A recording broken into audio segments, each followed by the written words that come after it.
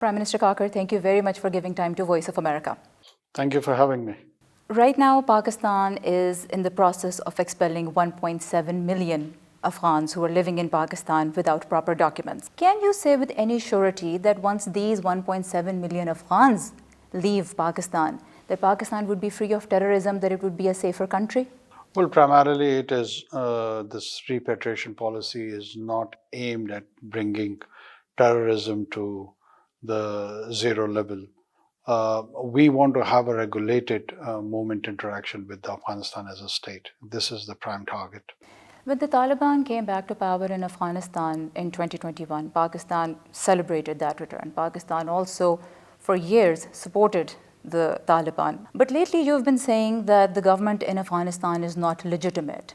Has the Pakistani policy now shifted, and is there any realization in the state that the past policy of working with the Taliban and providing them space and protection and interlocution on their part did not work out? No, I haven't said that they are legitimate or illegitimate. What I wanted to say, probably the choice of words were not appropriate at the time, that if we get a recognized government in Afghanistan, its behavior probably would have been different. So it is about a recognized government and a non-recognized government.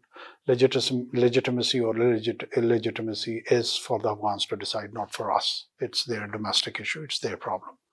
Pakistan never supported TTA.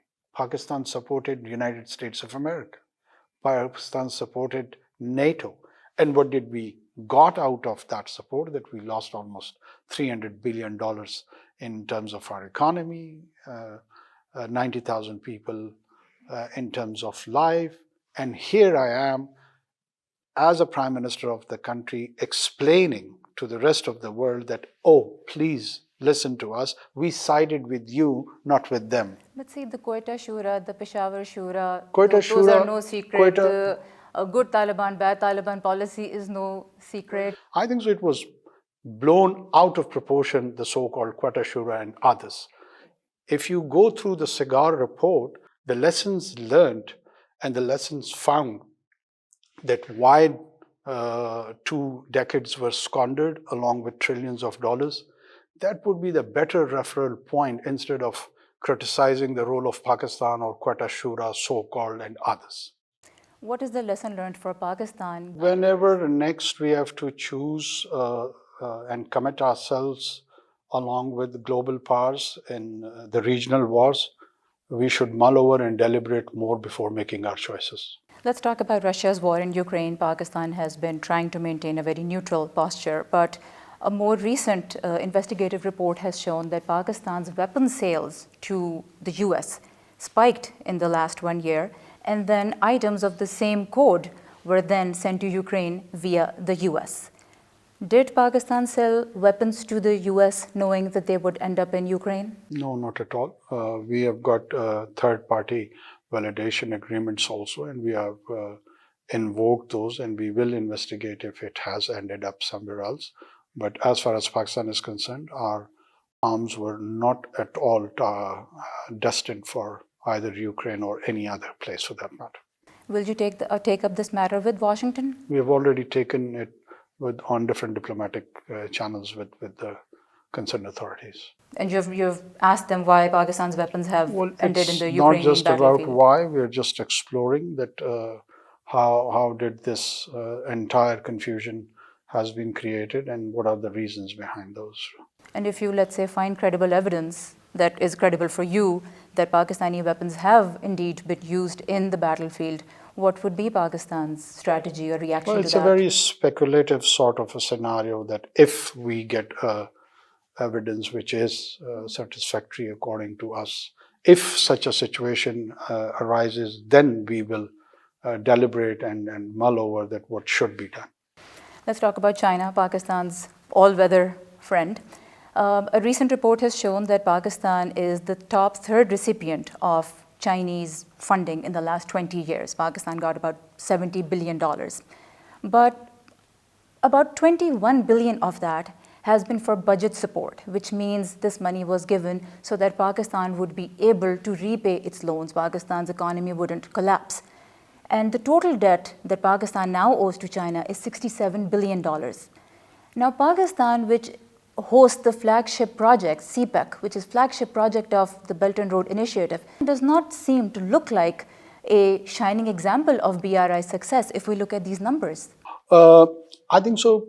Pakistan has achieved a lot when it comes to the energy sector. The way we have pumped in some 8,000 megawatt into our national grid, the electricity, which will and is making a lot of economic sense when the second phase of the BRI would come, the relocation of industry. Along with that, those budgetary support which we have received were at the time when Pakistan was in a critical need, and that juncture, you do require a trusted friend who could jump in and rescue you from that position. Pakistan has come out of that, and we are bringing micro and macroeconomic policies, the fiscal and the monetary and the rest, where the long-term challenges to our economic health could be addressed. But are you in any way concerned that given Pakistan's current political, security, and economic environment, which is unstable, and the Chinese have very openly also discussed it with you and with the previous government in town, that this is making Pakistan less attractive for more Chinese funding? I think so. Chinese have got deep interest in the second phase of BRI, and particularly the relocation of industry and development of SEEs. And the reason for that is that Pakistan is a mid-sized market in itself. So they do see Pakistan in isolation and in connectivity with the whole region. I don't think so there would be less interest on the part of China or other players.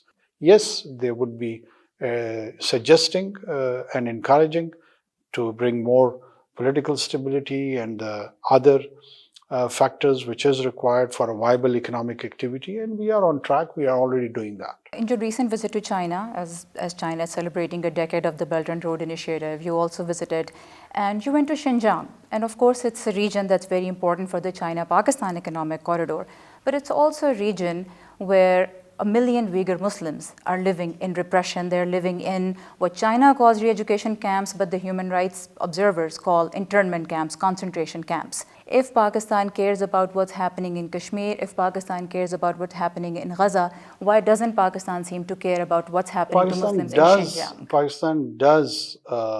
Well, first of all, we have got a claim on Kashmir. We don't have a claim on Xinjiang. And my own observation and experience in that region has been that they are having a fantastic and fabulous life under Chinese leadership. And I did not observe any so-called violation of human rights. On the other hand, when I see 4,700 children being eliminated, and I wonder how could the governments even raise or talk about an issue of so-called Uyghur human rights violation, will they support, encourage, remain silent by bombing on hospitals, killing children, women, elderly? There is no comparison. It's not even apple and oranges. We need to have a new analogy. It's like apple or probably chicken or hen. I don't know what. I'm lost with the words. How should I compare it? West, generally, European Union and United States, I think so they have lost the moral cause of talking even about human rights. So are you satisfied with the outcome of the OIC summit? Well, it was an attempt to respond to this complex and huge challenge. Am I satisfied? One is never satisfied by the outcomes. There could have been done more, and we should do more. And first of all, the cessation of violence and the creation of a human corridor where the supplies of food, medicine, and the rest of the commodities is ensured. That is the immediate target, and so far we have not been able to achieve that. Until and unless we don't achieve that, I think so the rest of the conversation around this crisis is making no sense. You're the caretaker Prime Minister of Pakistan, and as you have also reiterated many times, your primary responsibility is to ensure that Pakistan has free and fair elections. But if the most popular leader in public opinion, Imran Khan, remains in jail and his party is decimated, doesn't get the opportunity to campaign as freely as others, and at the end of the day, the public feels that the election was not free and fair, will you be able to say that you performed your constitutional duty?